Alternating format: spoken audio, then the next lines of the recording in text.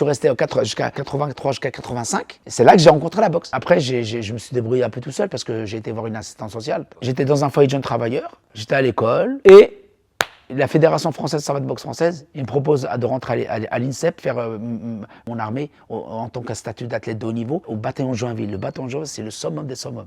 Même David Douillet, il y était. Et en fait, comme j'étais marocain, et quand j'étais champion de France, en 87, après j'ai demandé en 88, j'ai demandé la nationalité française. Ils m'ont donné en 15 jours. Voilà, moi je suis carré, j'ai jamais fait de bêtises, j'ai toujours été droit, j'ai toujours eu les vraies valeurs. Voilà, j'ai tout fait pour pouvoir réussir ma vie privée, ma vie professionnelle, ma vie sportive de haut niveau. Il faut des fois conjuguer, c'est pas évident, tu vois, parce qu'il y en a plein qui vont être champions pendant 2 ans et après ils arrêtent. Moi, dès que je me blessais, docteur, j'avais un courbature, hop, kiné. Je pesais même mes aliments, j'étais professionnel. J'en voyais 2 ou 3 qui venaient, tu dis, c'est pas mal, il n'y a plus rien après. Mais moi, ça faisait 19 ans de haut niveau. J'étais surclassé en fait, en élite. C'est-à-dire que j'étais junior, moi. J'avais 17 ans. J'étais surclassé. Et c'est pour ça que j'ai tapé les plus grands après par la suite.